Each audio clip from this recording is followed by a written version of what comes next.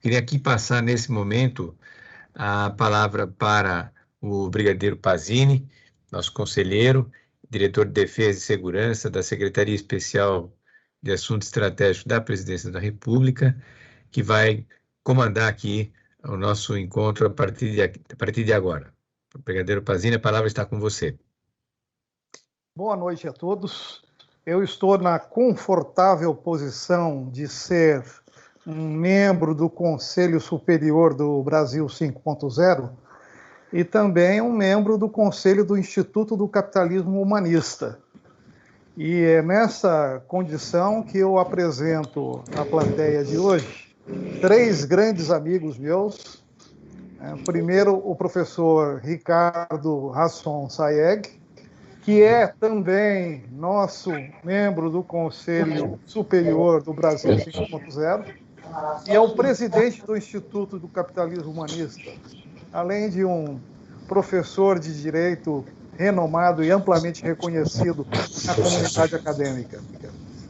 Apresentar, por outro lado, o professor Manuel Henriques Garcia, conhecido pelos amigos como professor Manolo. Ele é professor titular da USP, né? E também ele é, além de membro do Conselho Consultivo do Brasil 5.0, ele é o presidente da Ordem dos Economistas do Brasil, né? O que não é pouca coisa. Para completar essa tríade, né, a melhor vértice do triângulo, nós temos a professora Cláudia Lima Marques, que é uma jurista amplamente conhecida no país e que é a primeira mulher em mais de um século a ser a chefe, né? a diretora, né, da Faculdade de Direito da Universidade Federal do Rio Grande do Sul.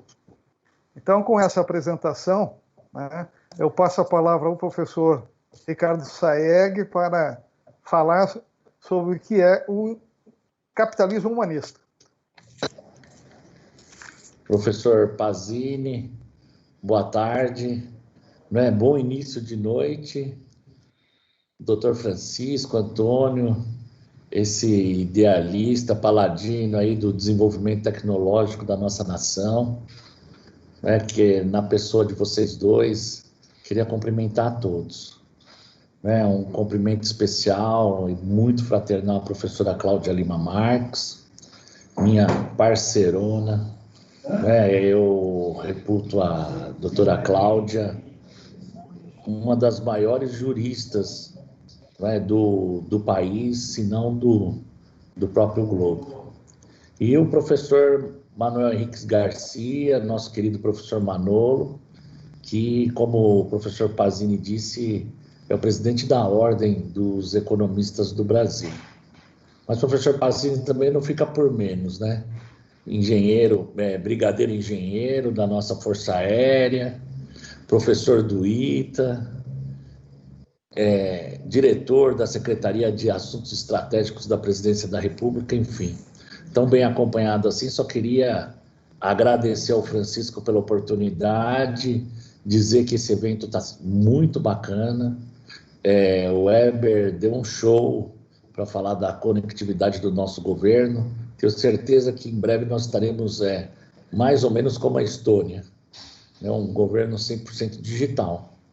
O capitalismo humanista, o Instituto do Capitalismo Humanista, como o próprio nome bem diz, e é quase intuitivo, ele tem por finalidade profundir a mentalidade, o pensamento do capitalismo humanista, que, por sua vez, corresponde à dimensão econômica da sociedade determinada pelos objetivos fundamentais da República, que lá no artigo 3º diz que devemos edificar uma sociedade livre, justa e solidária, garantir o desenvolvimento nacional, erradicar a pobreza e a marginalização e reduzir as desigualdades e promover o bem de todos sem preconceito ou discriminação. Nessa medida, o Instituto Capitalismo Humanista está absolutamente em conformidade com as ideias do Instituto Micropower e desse movimento do Brasil 5.0. Porque o desenvolvimento não significa exclusivamente desenvolvimento econômico. Significa desenvolvimento econômico, social, político, cultural e tecnológico. E hoje a tecnologia, ela realmente que determina o avanço do planeta é a tecnologia digital, sem sombra de dúvidas, que está comandando a tudo, inclusive a tecnologia mecânica. Por conta disso, o nosso Instituto do Capitalismo Humanista, ele tem como finalidade principal apoiar essas iniciativas, como a do Brasil 5.0, e aqui eu quero consignar para o Francisco esse nosso apoio, essa permanente colaboração e sinergia com esse movimento maravilhoso que é liderado por esse maestro do bem, esse homem aí que é atrelado aí aos mais nobres propósitos e tem um pensamento de promover, como a própria Constituição diz, o bem de todos. Eu vou passar agora a palavra à professora Cláudia, ao professor Manolo, para que eles possam continuar a exposição. Bom, boa noite a todos, e conforme combinado com a professora Cláudia, eu dou sequência à nossa apresentação, tanto do Instituto do Capitalismo Humanista, do próprio Capitalismo Humanista, e também do Índice do Capitalismo Humanista. Cumprimento o Major Brigadeiro Luiz Ricardo Souza Nascimento, cumprimento o nosso querido professor Pazini, o doutor Francisco, e através dos quais cumprimento os demais colegas que estão participando deste maravilhoso evento. Lembro que um determinado fim de semana, o professor Ricardo Sayegh me convidou a tomar um café na casa dele, e naquela ocasião ele estava com ideias fantásticas com relação ao Índice do Capitalismo Humanista. Ele queria encontrar uma medição, um grau de satisfação da sociedade com relação ao que consta nesse artigo 170 da Constituição, que trata da ordem econômica. Para avaliar esse grau de satisfação, de que maneira a sociedade estava sentindo a ordem econômica, as políticas públicas emanadas desse artigo 170, lembro muito bem que ele me dizia: professor, o que o senhor acha de construirmos um índice aqui e vamos dar níveis de avaliação, péssimo, regular, ruim, razoável, boa, ótima? E eu falei, mas é fantástico essa ideia. E foi aí que nasce, exatamente das ideias do professor Ricardo Sayegh, nasce o próprio índice. E nasce o índice apoiado no caput do artigo 170 e de todas as demais, dos 12 fatores que fazem parte tanto do caput quanto dos fundamentos, das premissas desse mesmo artigo 170. Então, por exemplo, os 12 fatores estão elencados aí: valorização do trabalho humano, livre concorrência, garantia a todos de existência digna conforme os ditames da justiça social, soberania nacional, propriedade privada e etc. Então, o doutor Ricardo já tinha em mente a classificação e a pontuação. poderíamos pontuar cada um dessas formas de avaliação, de péssima, de ruim, de regular, razoável e boa e ótima, numa pontuação máxima de 1.000 pontos para cada, digamos, item que iríamos avaliar. E aí ele teve também, na sequência, teve a ideia de contactar um estatístico, um escritório de estatística fantástico, que é do Paulo Guimarães, lá em Campinas, e esse escritório de estatística é composto por cientistas sociais, por economistas, por antropólogos. É fantástico esse instituto. Ele acabou dando condições para que pudéssemos fazer este índice do capitalismo humanista, que foi aplicado na cidade de São Paulo no ano de 2019 e também foi aplicado na cidade de São Paulo no ano de 2020.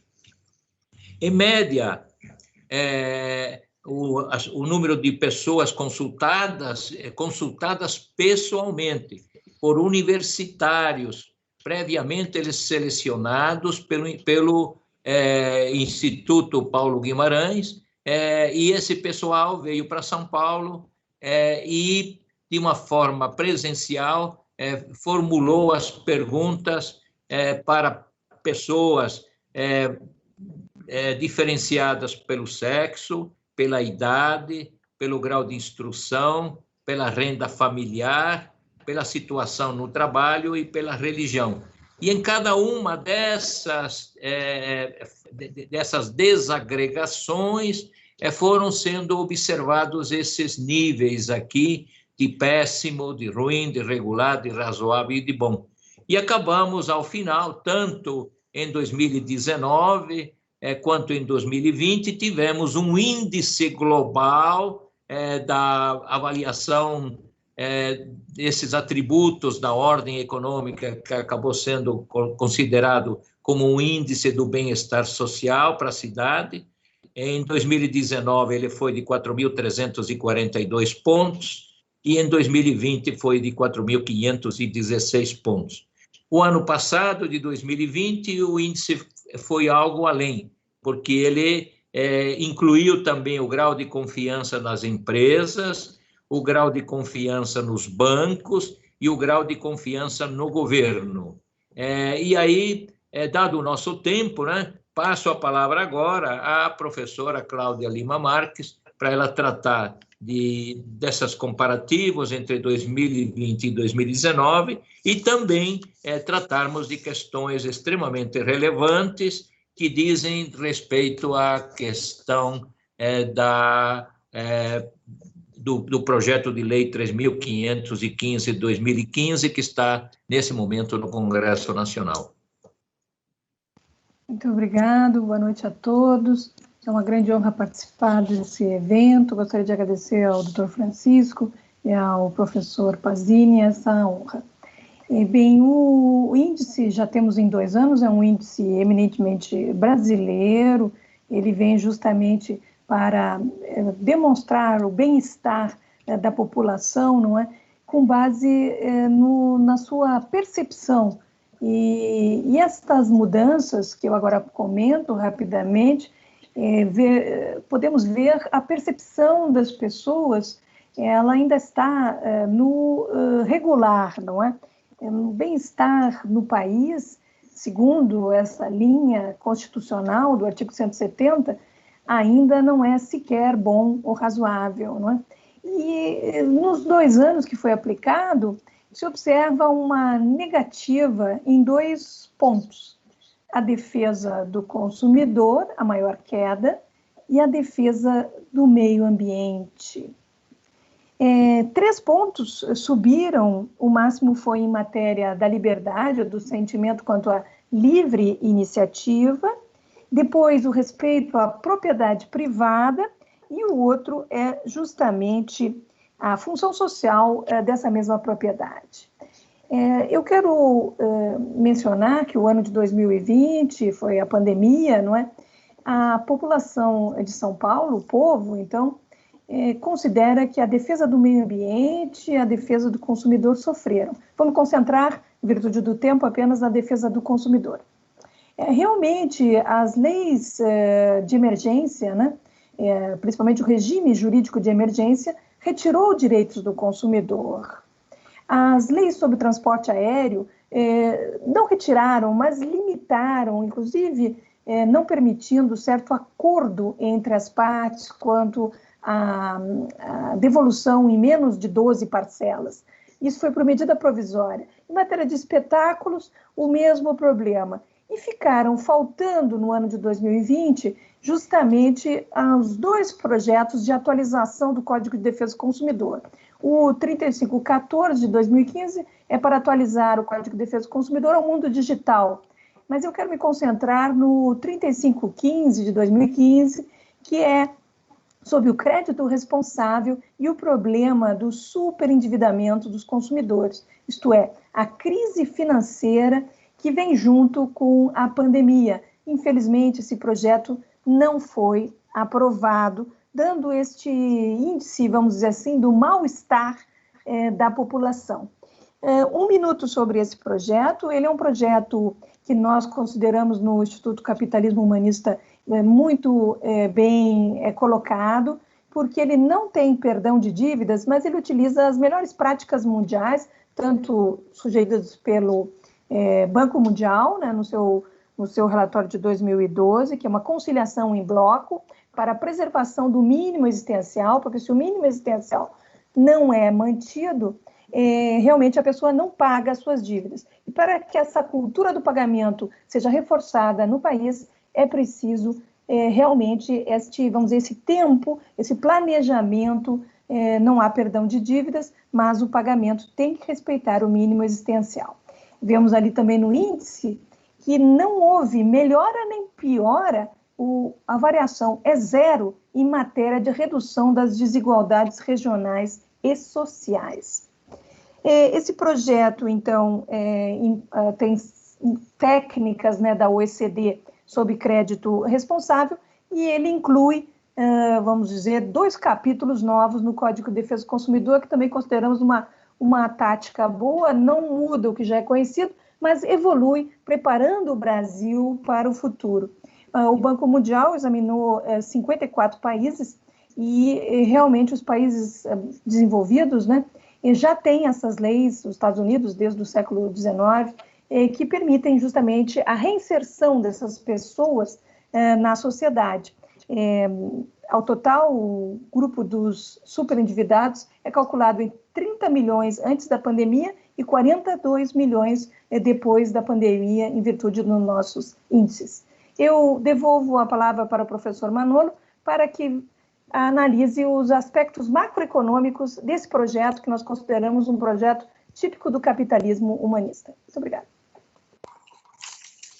Professora Cláudia, é verdade que esse projeto 3.515 é de extrema importância, é a nossa menina dos olhos no nosso capitalismo humanista, e em prol dele tenho a dizer o que segue. Tomamos os dados, lá na Ordem dos Economistas do Brasil, tomamos os dados da PNAD contínua, que havia fechado ao final de 2019, pegamos os dados também da Confederação Nacional do Comércio, e entre endividados, de maneira geral, o número é bem maior do que esses 42 milhões que temos hoje. É que esses 42 milhões que a senhora colocou são fortemente endividados. Mas a esse número podemos ainda acrescentar os 25 milhões de brasileiros, totalizando aí uns 66 milhões, ou um pouquinho mais, talvez, que estão endividados e fortemente endividados no todo. O projeto de lei, ele fixa que 65% dos ganhos do trabalhador necessariamente devem ser dirigidos à sua própria sobrevivência, para si e para sua família. Ou seja, que não falte o café da manhã, que não falte o arroz, feijão e a carne no almoço, e assim por diante, e os demais itens básicos da própria família. Fizemos os cálculos, o doutor Ricardo Sayegh ajudou e muito na elaboração da escrita desse parecer, e tivemos várias conclusões extremamente importantes.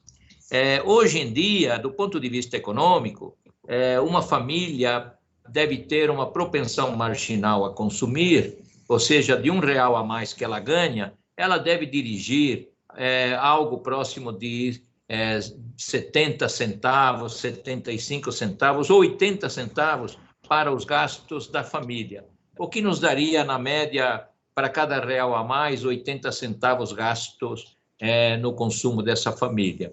O projeto coloca 65 centavos para cada R$1 recebido por essa família para ser dirigido ao nível da sobrevivência. Essas pessoas fortemente endividadas, pelos cálculos que recebemos, elas não têm uma propensão marginal a consumir superior a 35%. Ou seja, de cada R$1 que elas recebem, elas dirigem 35% desse R$1 para os gastos da sobrevivência e 65% para o pagamento de dívidas. O que o projeto de lei faz é inverter essa relação.